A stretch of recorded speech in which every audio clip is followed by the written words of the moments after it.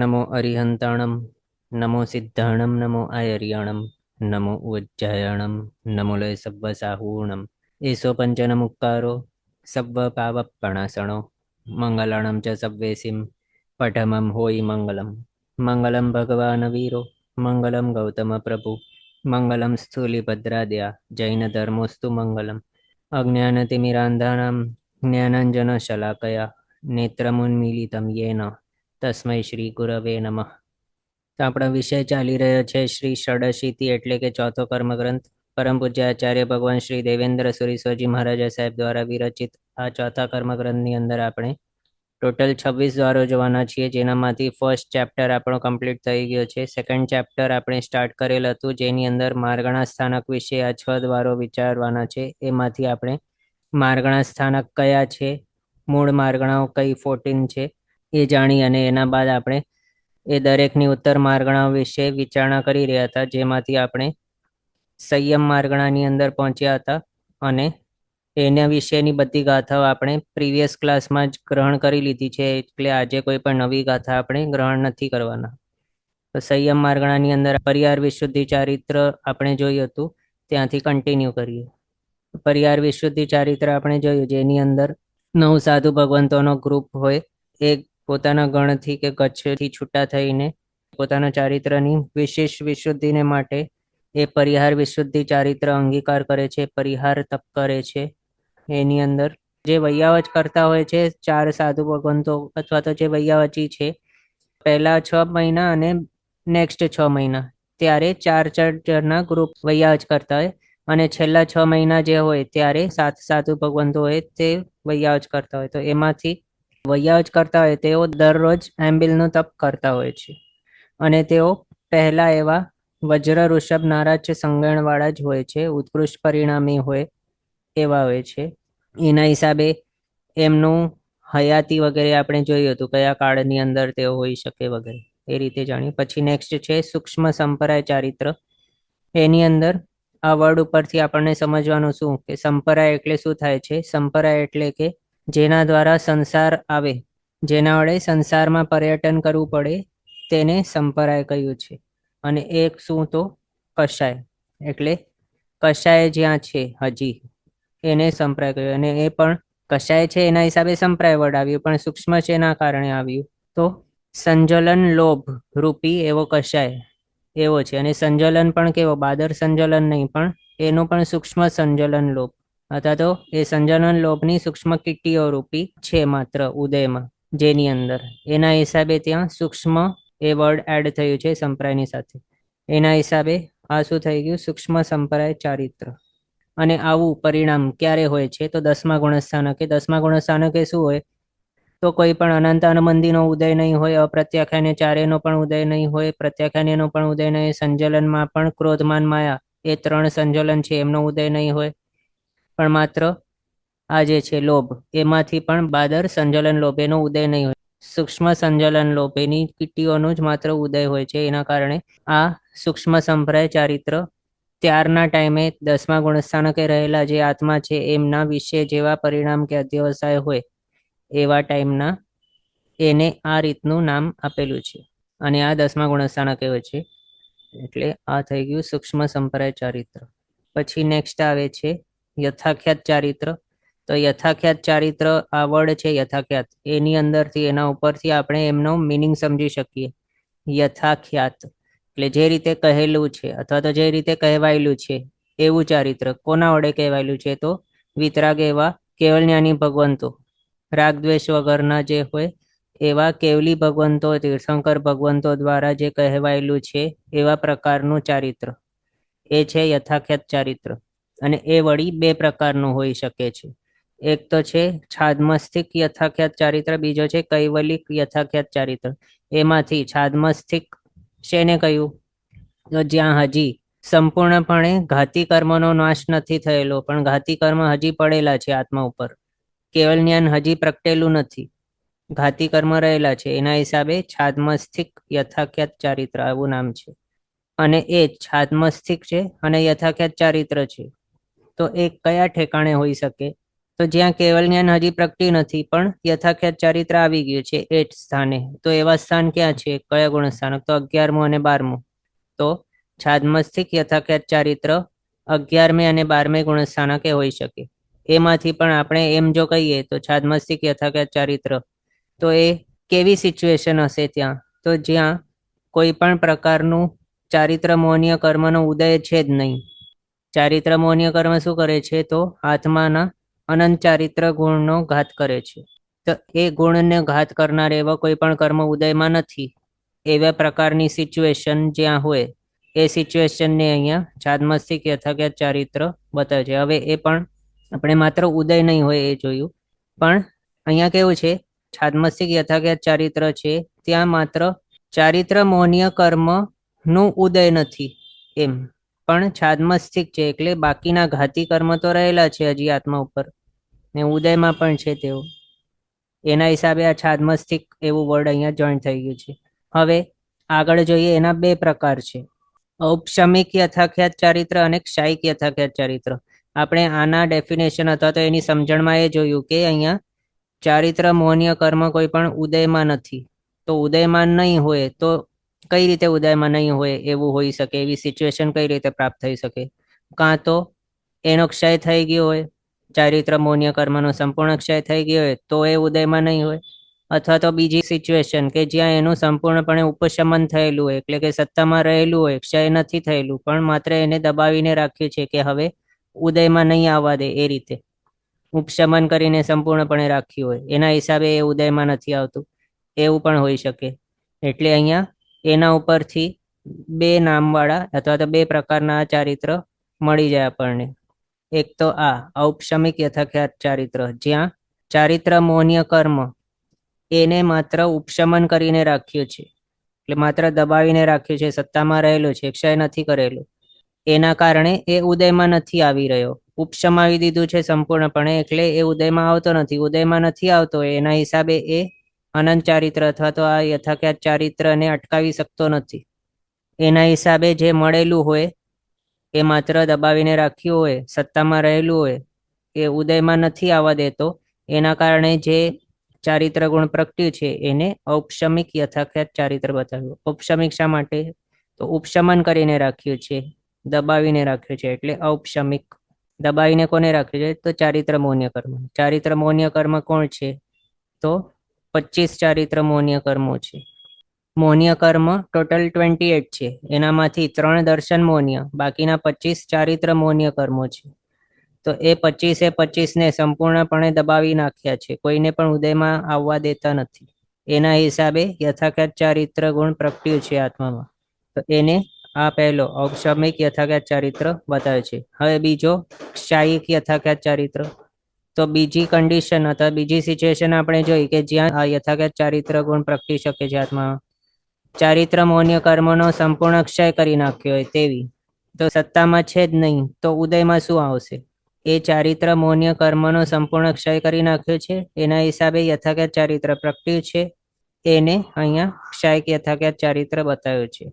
ચારિત્ર મોહનીયના સંપૂર્ણ ક્ષયથી જે પ્રગટ્યું છે યથાખ્યાત ચારિત્ર, એના હિસાબે ક્ષાયિક યથાખ્યાત ચારિત્ર. હવે આમના નામો ઉપરથી આપણે મેકઆઉટ કરી શકીએ છીએ કે આ કયા ગુણસ્થાનકે ઉપર હશે.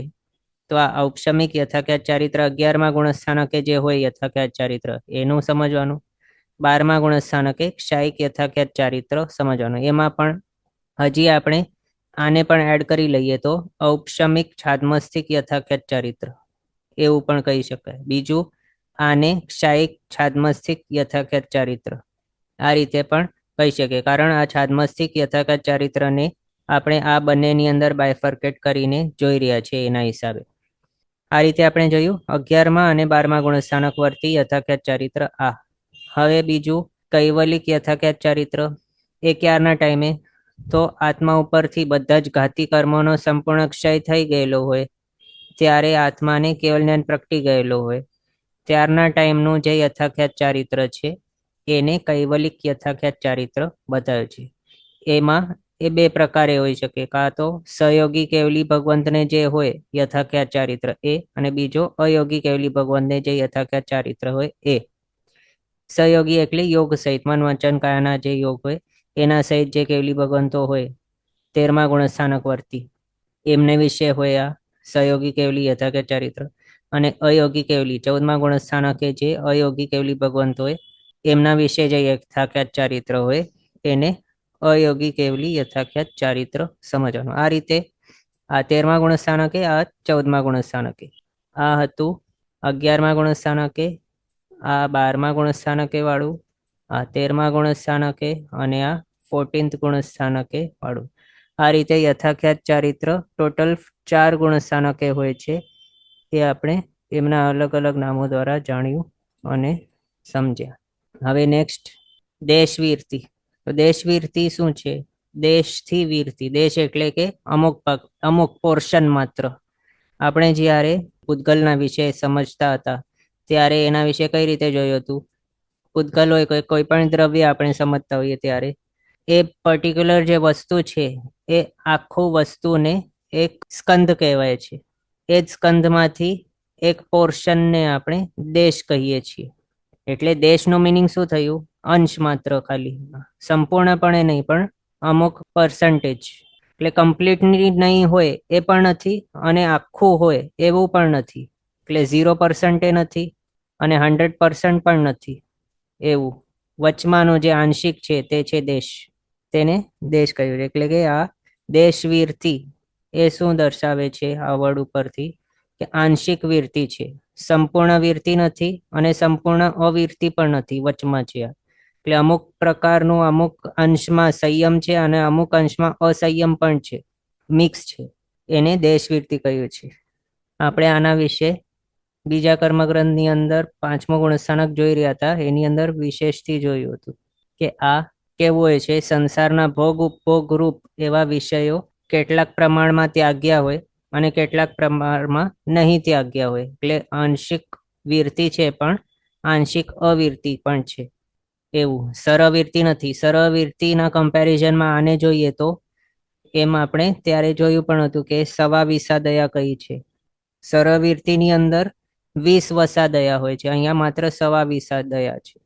દેશવીરતી જે હોય એની અંદર આમાં સંયમ અને અસંયમ બંને વાળું જે હોય, શ્રાવક શ્રાવિકાને વિશે જે શ્રાવક શ્રાવિકાઓનું 12 વ્રત આદિ વાળું જે ચારિત્ર હોય તેને દેશવીરતી ચારિત્ર બતાવ્યું છે.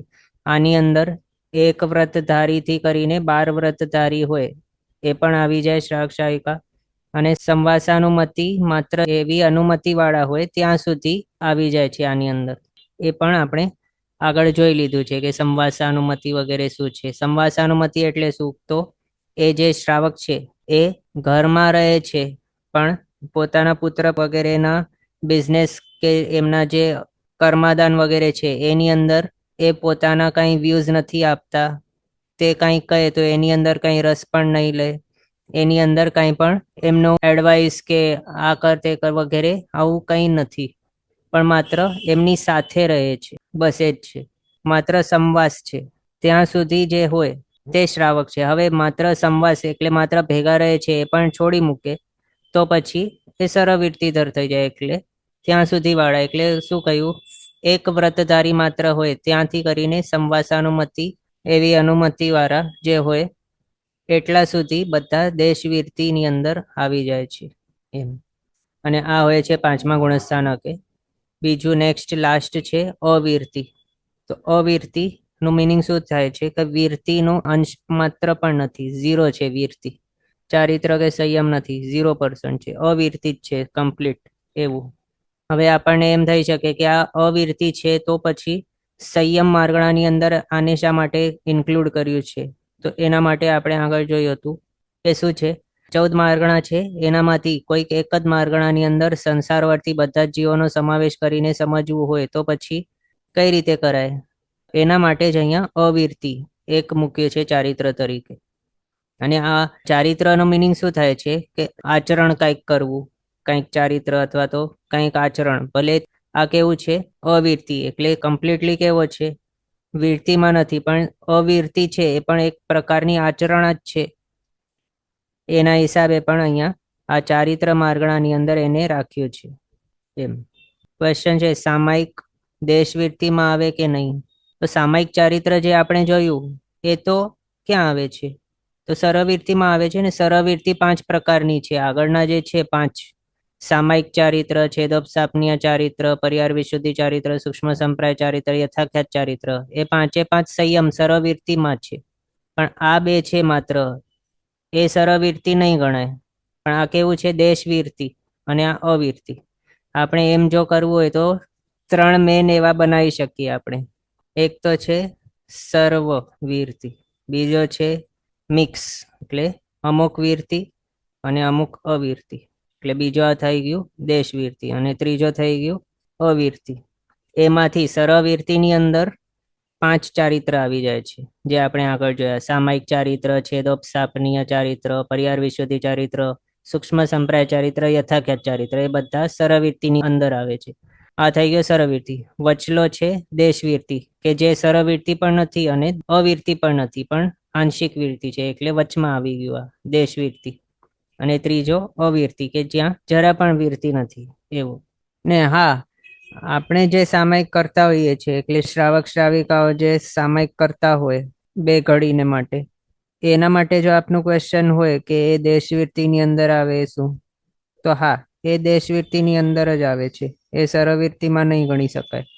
કારણ ત્યાં આપણો કરેમી પંથેના પચ્ચખાણની અંદર માત્ર 6 પ્રકારે, એટલે દુવ્યમ, તિવ્યણમ, મણેણમ, વાયકાયણમ, એક રીતે આપણે પચ્ચખાંડ લેતા હોઈએ છીએ.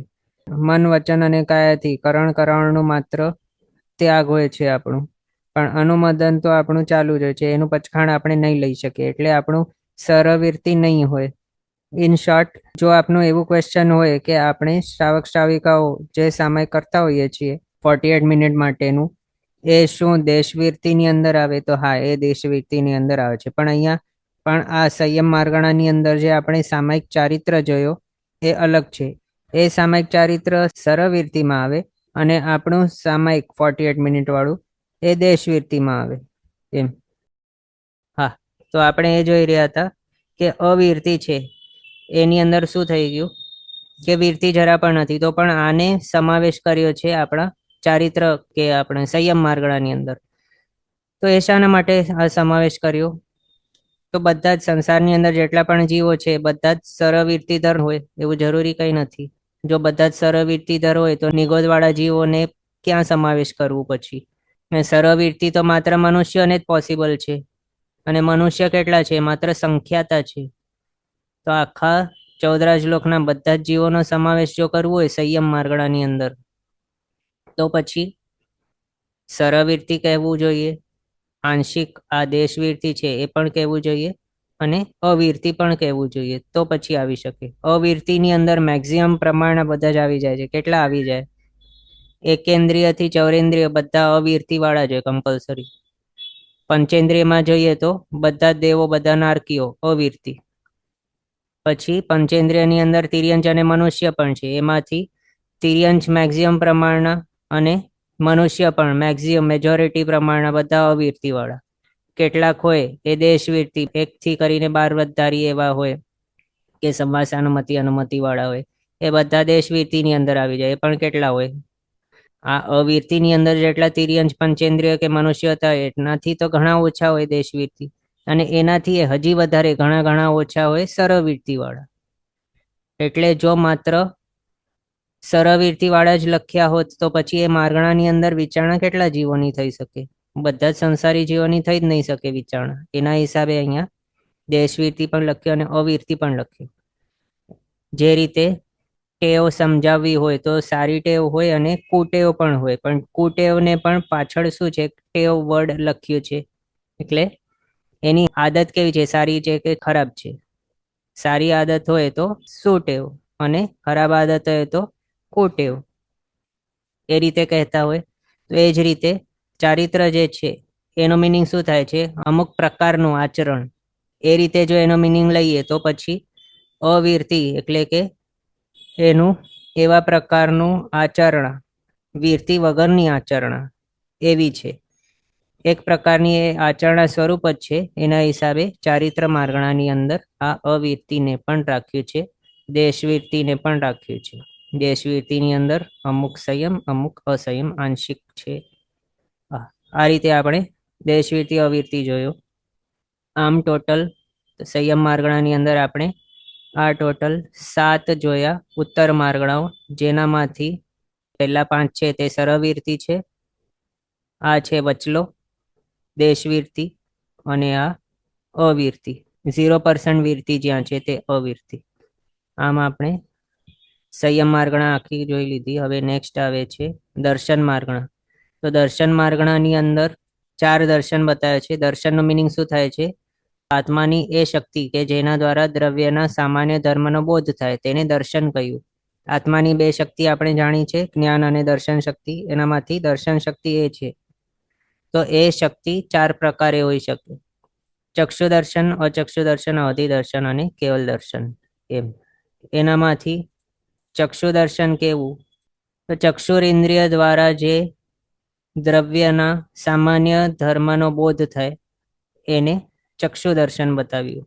સિમ્પલ છે. ચક્ષુ એટલે કે આંખ આપણી જે કહેવાય છે તેને ચક્ષુ કહેવાય. એટલે આંખોથી જે દ્રવ્યનું સામાન્ય ધર્મનું બોધ થતું હોય આપણને તેને ચક્ષુ દર્શન બતાવ્યું.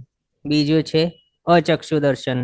ચક્ષુ સિવાયની બાકીની ઇન્દ્રિયોને મન દ્વારા દ્રવ્યના સામાન્ય ધર્મનો બોધ થાય આત્માને, તેને અચક્ષુ દર્શન બતાવ્યું.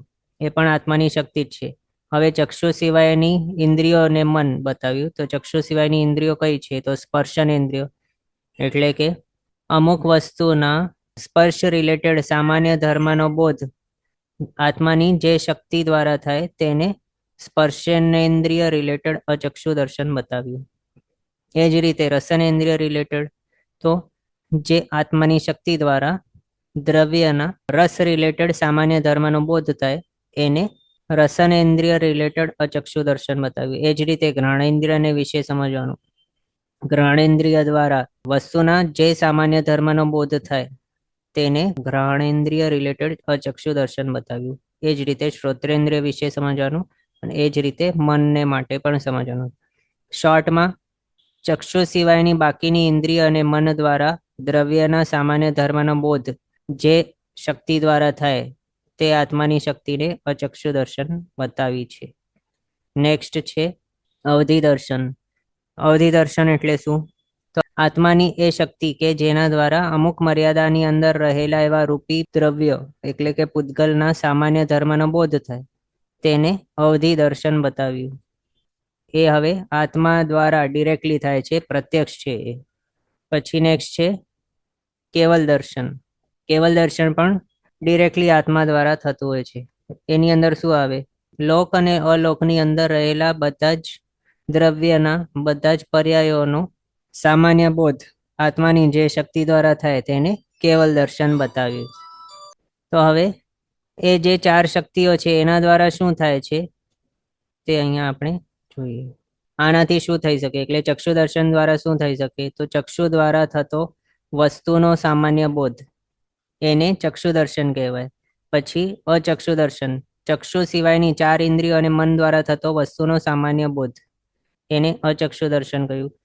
જે મર્યાદામાં રહેલા રૂપી પદાર્થો વિશે સામાન્ય બોધ થાય તેને અવધિ દર્શન.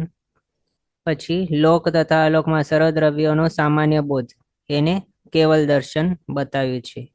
હવે એ આત્માની શક્તિઓ છે એમ જો કહેવું હોય તો આ રીતના વર્ડ્સ કે ડેફિનેશન ફોર્મ થઈ જાય. કઈ રીતે? ચક્ષુ દર્શન, ચક્ષુથી રૂપ, રંગ, વર્ણ સંબંધી સામાન્ય ધર્મ જાણવાની શક્તિ એને કહ્યું છે ચક્ષુ દર્શન. પછી ચક્ષુ સિવાયની 4 ઇન્દ્રિયો અને મનથી રસ આદિ સંબંધી સામાન્ય ધર્મની જાણવાની શક્તિ એને અચક્ષુ દર્શન બતાવ્યું. રસ આદિની અંદર શું સમજવાનું? રસનેન્દ્રિય રિલેટેડ હોય તો રસ, પછી સ્પર્શનેન્દ્રિય રિલેટેડ હોય તો સ્પર્શ, પછી ગંધ એટલે ઘ્રાણેન્દ્રિય રિલેટેડ હોય તો ગંધ, શબ્દ રિલેટેડ હોય એટલે શ્રોત્રેન્દ્રિય રિલેટેડ હોય તો શબ્દ વગેરે એમ. પછી નેક્સ્ટ અવધિ દર્શન.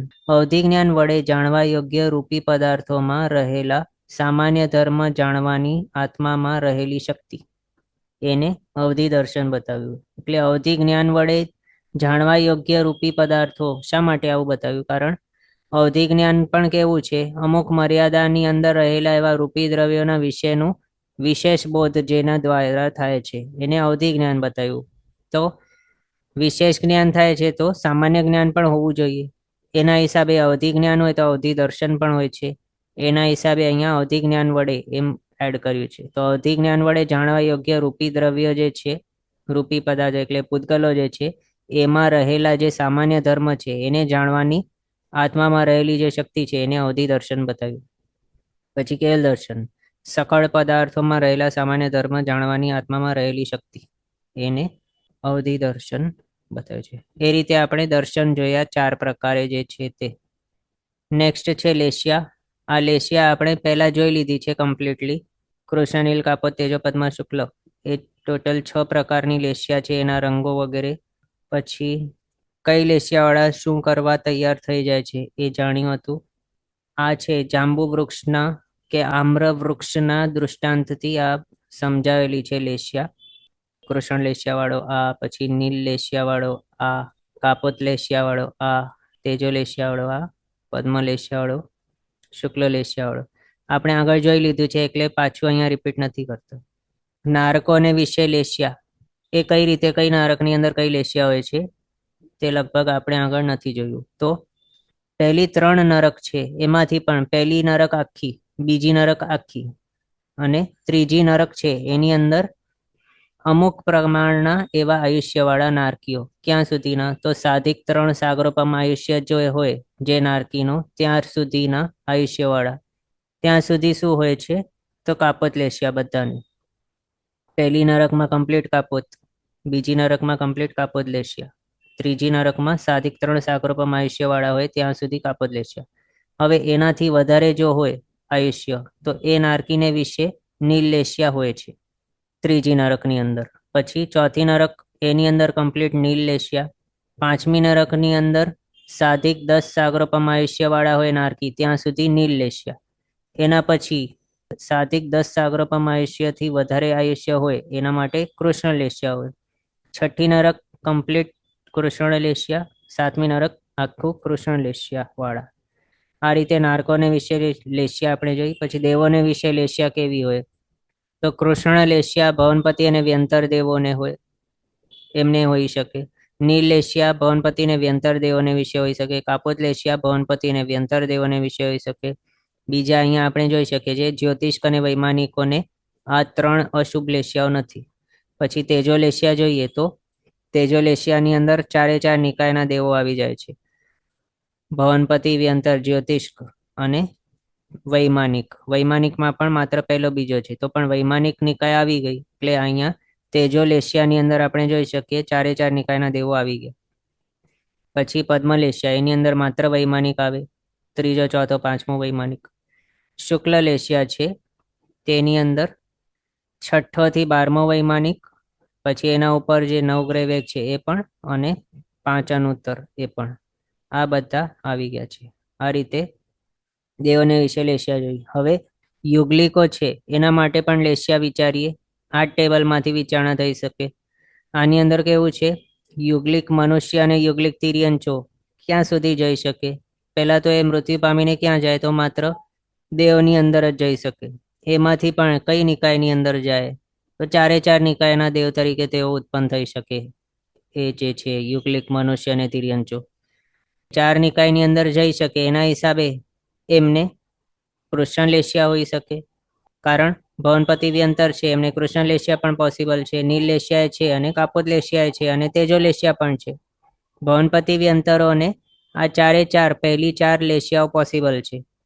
અને પહેલા જે છે યુગલિકો એ ભવનપતિ અને વ્યંતરની અંદર જઈ શકે છે. એના હિસાબે આ 4 લેશિયા આવી ગઈ. પછી હવે જો એ વૈમાનિકની અંદર જાય યુગલિક તો ક્યાં સુધી જઈ શકે? તો બીજા દેવલોક સુધી જ જઈ શકે છે, બીજા વૈમાનિક સુધી. અને બીજા વૈમાનિકની અંદર કયો છે? તો તેજો લેશિયા. એના હિસાબે જો આ યુગલિકો વૈમાનિકની અંદર પણ જાય, બીજા વૈમાનિકની અંદર, તો પણ ત્યાં તેઓ તેજો લેશિયાવાળા હશે. પણ તે યુગલિક છે, ત્રીજા, ચોથા, 5મા વૈમાનિક કે એના ઉપર ક્યાંય નહીં જઈ શકે. બીજા વૈમાનિક સુધી જ જઈ શકે છે, એના ઉપર ઉત્પન્ન નહીં થઈ શકે કોઈ પણ યુગલિક તિર્યંચ કે મનુષ્ય. એ શાના માટે? કારણ યુગલિકોને માટે રૂલ જ કેવું છે, આ બધું આપણે આગળ જોઈ લીધું છે. પ્રીવિયસ જે સબ્જેક્ટ્સ હતા એની અંદર આ આવી ગયું છે. અહીંયા માત્ર રિવિઝન છે આપણું. યુગલિક શા માટે કોઈ પણ બીજાથી ઉપરવાળા દેવની અંદર ઉત્પન્ન નહીં થઈ શકે? કારણ તેઓને માટે રૂલ જ છે કેવું કે યુગલિક પોતાના સમાન આયુષ્ય એટલે યુગલિકના ભવની અંદર એમનું જેટલું આયુષ્ય હતું એટલું જ સેમ અથવા તો એનાથી કંઈક ઓછું એવા આયુષ્યવાળા દેવની અંદર જ ઉત્પન્ન થઈ શકે. એનાથી વધારે આયુષ્યવાળાની અંદર ઉત્પન્ન નહીં થાય. અને યુગલિક મનુષ્ય હોય કે તિર્યંચ હોય એમનું મેક્સિમમ આયુષ્ય કેટલું પોસિબલ છે? તો 3 પલ્યોપમ. 3 પલ્યોપમ આયુષ્ય છે પોતાનું યુગલિકપણાની અંદર.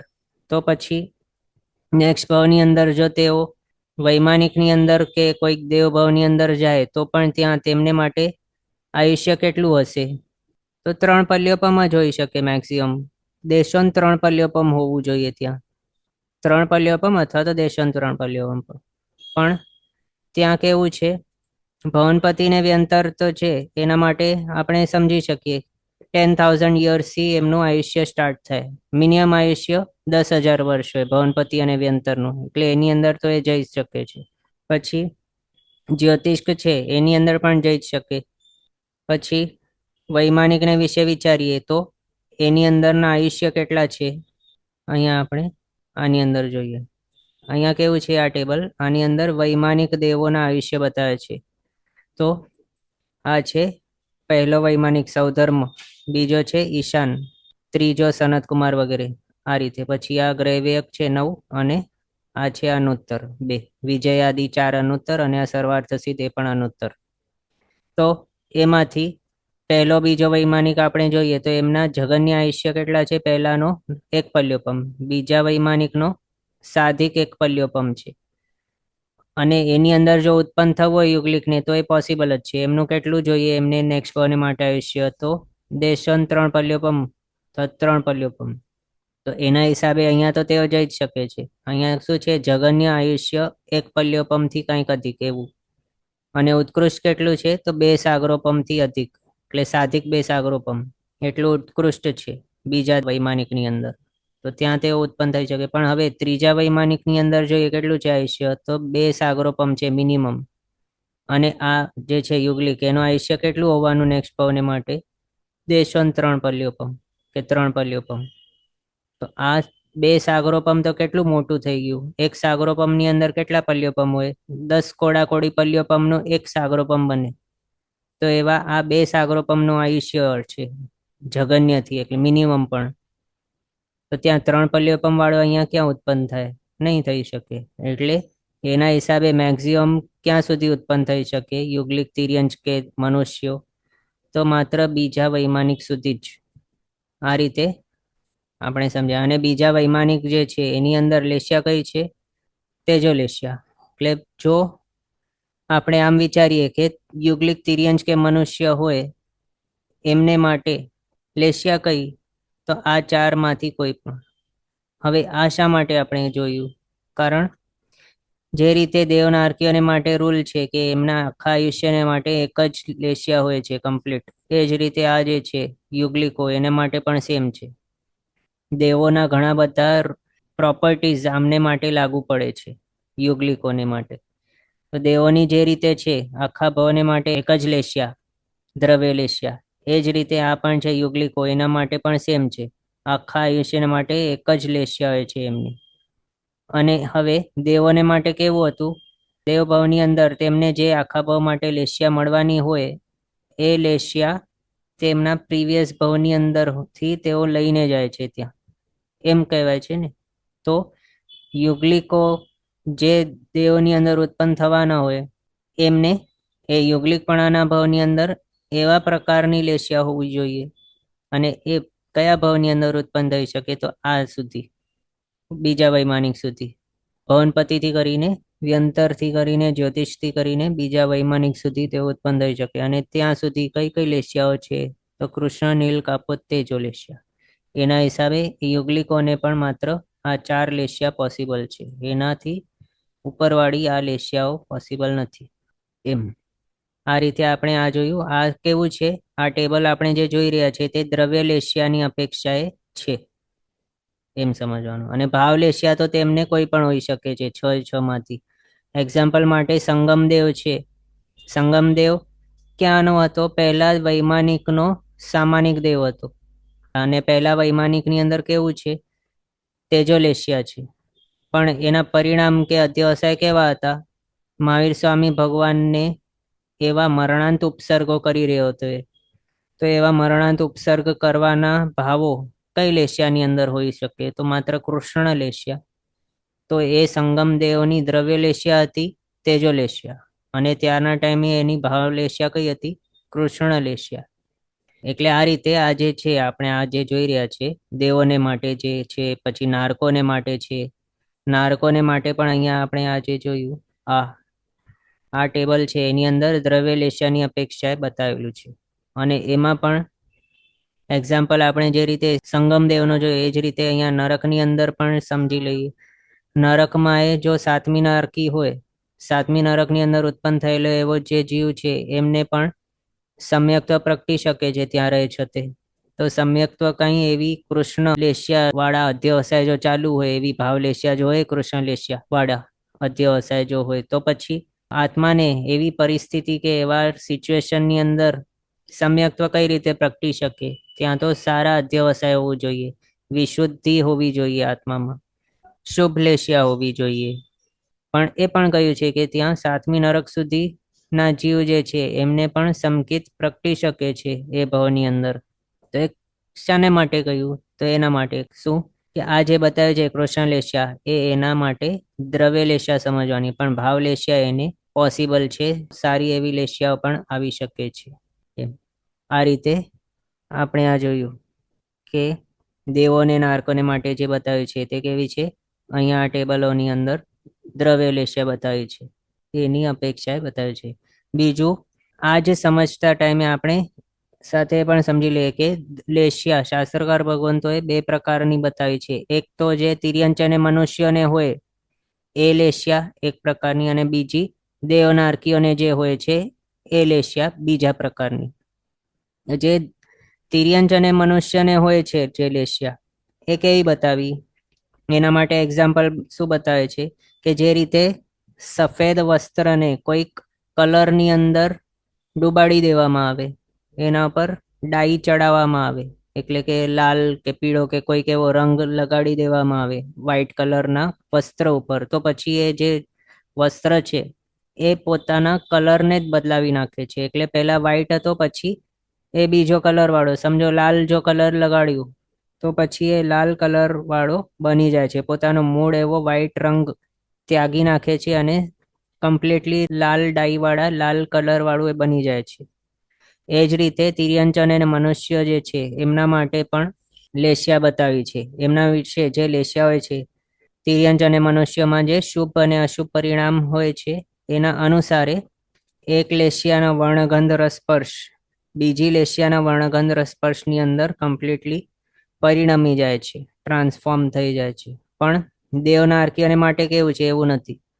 દેવનાર્કીઓને માટે એક્ઝામ્પલ બતાવે છે એમની લેશિયા કેવી હોય? તો જે રીતે કોઈક સ્ફટિકની માળા છે એની અંદર જો વ્હાઈટ દોરાથી ગૂંથવામાં આવેલી હોય એ માળા, તો પછી એ માળા અથવા તો એ જે સ્ફટિક છે એ વ્હાઈટ કલર વાળું દેખાય. જો હવે એનામાંથી એ સફેદ કલરનો જે દોરો છે કાઢી લેવામાં આવે તો પછી પાછું એ કલરલેસ બની જાય છે સ્ફટિક જે માળા છે. પછી હવે જો લાલ કલરના દોરાથી ગૂંથવામાં આવે એ સ્ફટિકના મણકાઓને, તો પછી એ માળા કેવી? લાલાશવાળી લાલ દેખાય. એટલે એની અંદર કેવું થાય છે? મૂળ એનો કલર એક છે, પણ એને જેવા જેવા સંયોગો મળે છે એટલા ટાઈમ પર્યંત એ બીજા કલર વાળો દેખાય છે. પણ પાછો જ્યારે સંયોગ થયો છે એનો પાછો દૂર થઈ જાય, એટલે જે દોરો છે એ દૂર થઈ જાય ત્યારે પાછો પોતાનો ઓરિજિનલ રૂપ વાળો થઈ જાય છે. એ જ રીતે અહીંયા દેવનાર્કીઓને માટે પણ છે. જે લેશિયા છે તેઓની એ કેવી હોય છે?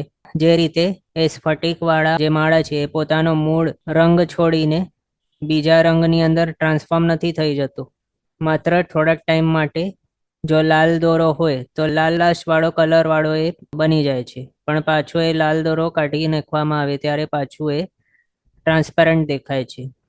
એ જ રીતે અહીંયા દેવનાર્કીઓને માટે કેવું છે? એમની દ્રવ્ય લેશિયા શુભ અશુભ ભાવને અનુસારે અનેક વર્ણાદિને ધારણ કરી શકે છે, તો પણ એનું મૂળ સ્વરૂપ એના ભવને માટે જે જે પ્રકારે અહીંયા દર્શાવે છે એ જ પ્રકારે હોય છે.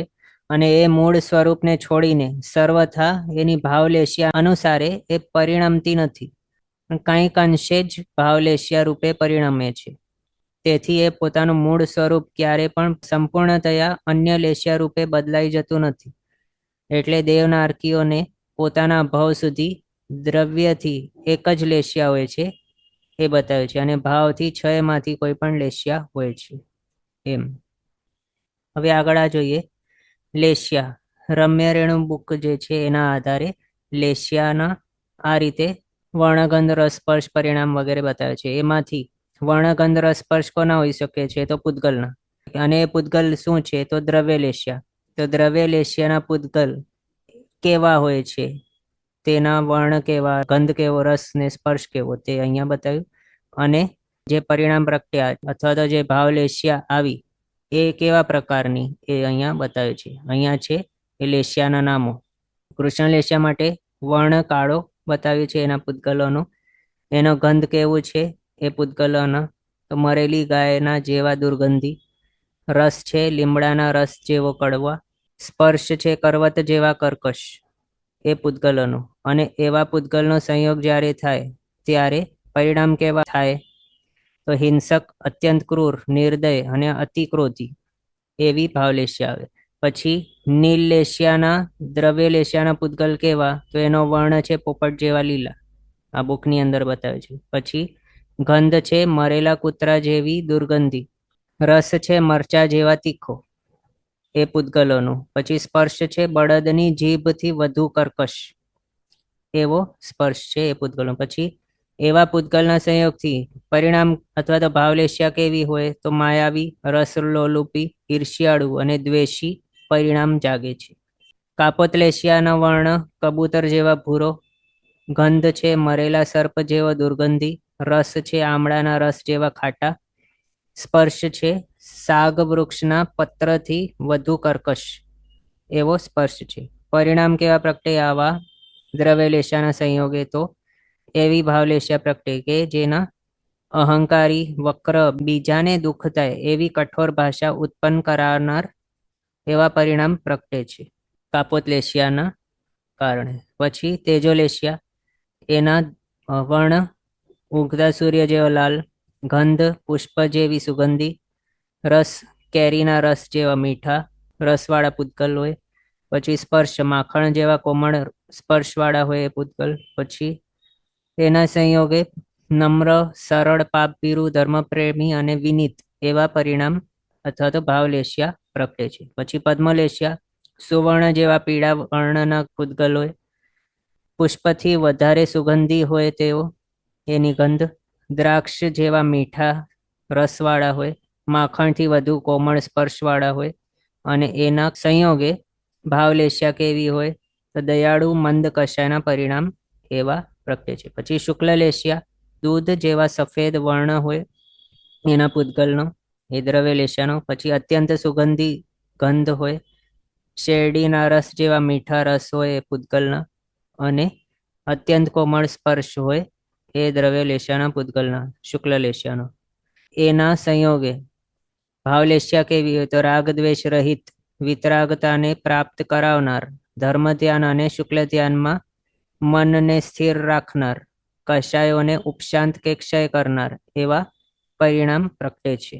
આ રીતે આપણે જોયું દ્રવ્ય લેશિયા એટલે કે જે પૂતગલ છે એના વર્ણગંધ રસસ્પર્શ કેવા હોય કઈ લેશિયામાં, અને પરિણામ કે ભાવ લેશિયા કેવા હોય તે. આ રીતે આપણે જોયું. લેશિયાને કેવું બતાવ્યું? કૃષ્ણ અને નીલ આદિ વર્ણવાળા બાહ્ય પૂતગલોના નિમિત્તથી આત્મામાં પ્રગટ થતા શુભ અશુભ અધ્યવસાય વિશેષને લેશિયા કહેવાય છે. આમ બતાવે છે. એટલે બાહ્ય પૂતગલો એ નિમિત્તભૂત હોવાથી દ્રવ્ય લેશિયા બાહ્ય પૂતગલોને બતાવ્યું. અને એના કારણે જે શુભ કે અશુભ પરિણામ આત્માના પરિણામ થયા તે ભાવ લેશિયા બતાવ્યું. એ રીતે લેશિયાના ડેફિનેશન કરતા હોય છે શાસ્ત્રકાર ભગવંતો. બીજું આ દ્રવ્ય અને ભાવ લેશિયા જે છે એમાં આગળ શું કહે છે? યોગની અંતર્ગત પૂતગલ વર્ગના સ્વરૂપ જે હોય તે દ્રવ્ય લેસ્યા છે. યોગ ક્યાં સુધી હોય તો 13મા ગુણસ્થાનકે સુધી, અને એના હિસાબે દ્રવ્ય લેસ્યા 13મા ગુણસ્થાનક સુધી હોય છે. અને દ્રવ્ય લેસ્યાથી જનિત જે કષાયવાળા આત્મિક પરિણામ છે તેને ભાવ લેસ્યા બતાવી છે. અને એવી ભાવ લેસ્યા તે 10 ગુણસ્થાનક સુધી હોય છે. બીજું, કષાયજન્ય અધ્યવસાય સ્થાનો સ્થિતિબંધના કારણો હોય છે, અને કષાય પ્લસ લેસ્યા એમ બંનેથી જનિત એવા અધ્યવસાય સ્થાન એ રસબંધના કારણે હોય છે. આ રીતે અહીંયા સુધી આપણે લેસ્યા માર્ગણા જોઈ. હવે નેક્સ્ટ આપણે ભવ્ય માર્ગણા વિશે જોઈએ. ભવ્ય માર્ગણા 11મી. તો 11મી ભવ્ય માર્ગણા છે એની અંદર સંસારી બધા જીવોને સમાવેશ કરવો હોય તો પછી અભવ્ય પણ લેવું પડે. નામ ભલે ભવ્ય છે તો પણ આની અંદર બંને આવી જાય. ભવ્યનો મિનિંગ શું થાય? ભવ્ય એટલે થવા યોગ્ય. તો શું થવા યોગ્ય? આ ભવ્ય વર્ડ છે ભૂ ધાતુમાંથી બનેલું છે, એને કૃત પ્રત્યય લાગેલું છે પાછળ, એના હિસાબે આ ભવ્ય એટલે કે કંઈક થવાને યોગ્ય. આ થાય છે આ મિનિંગ આનો. તો શું થવાને યોગ્ય? મોક્ષ પામવાને યોગ્ય અથવા તો મુક્ત થવાને યોગ્ય એવું. તો આ માર્ગણાની અંદર સંસારી બધા જીવોને સમાવેશ કરવું હોય તો પછી 2 જણ લેવા પડે, કે જે યોગ્ય છે એને અયોગ્ય છે એને પણ લેવું પડે સાથે. કારણ આ થવાને યોગ્ય કે કંઈક યોગ્યતા દર્શાવનાર એવી માર્ગણા છે, તો એની અંદર યોગ્ય અને અયોગ્ય એ બંને લેવા પડે. એના હિસાબે મોક્ષ પામવાને યોગ્ય અથવા તો મુક્તિ પામવાને યોગ્ય એવા જે છે તેને કહેવાય છે ભવ્ય જીવો. અને અભવ્ય એટલે જે મોક્ષ કે મુક્તિ નથી પામી શકવાના એ છે અભવી કે અભવ્ય જીવો એમ.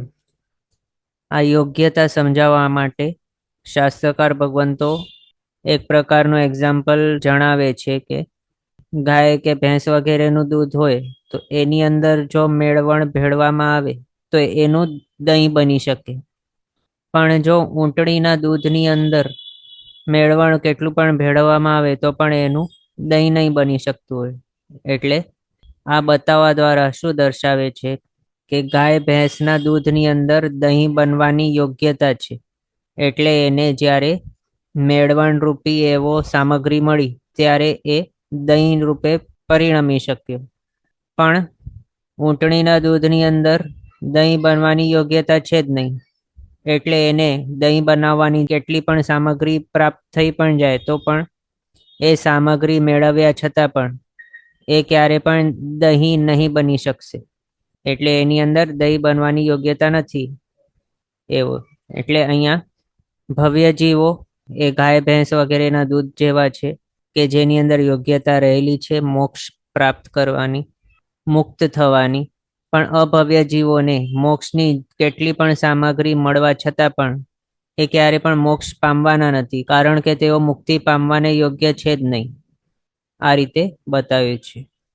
અને એના જ હિસાબે કહ્યું છે કે મોક્ષને યોગ્ય એવી સામગ્રી મળી જવાથી જે મોક્ષ પ્રગટાવી શકે અથવા તો પ્રાપ્ત કરી શકે એને ભવ્ય બતાવ્યા. અને જે જીવોને મોક્ષ યોગ્ય એવી સામગ્રી મળી જાય તો પણ એ મોક્ષ પામી નથી શકવાના, મુક્તિ નથી પામી શકવાના, એ છે અભવ્ય, અયોગ્ય એવા. આ રીતે બતાવી દીધા. આ માર્ગણા થઈ ગઈ કમ્પ્લીટ. હવે આજનો સમય અહીંયા આપણો થયો છે. આગળના પદાર્થ આપણે નેક્સ્ટ ક્લાસમાં કન્ટિન્યુ કરશું અવસરે. જીનાજ્ઞા વિરુદ્ધ કંઈ પણ બોલાય તો મિચ્છામિ દુક્કડમ. સર્વમંગલ માંગલ્યમ સર્વકલ્યાણકારણમ પ્રધાનમ સર્વધર્માણમ જૈનમ જયતિ શાસનમ. પ્રણામ. બધા શાતામાં રહેજો, જીનાજ્ઞાપૂર્વકનું જીવન જીવજો, સર્વવીરતી તરફ આગળ વધજો અને મનુષ્ય ભાવ સફળ કરજો.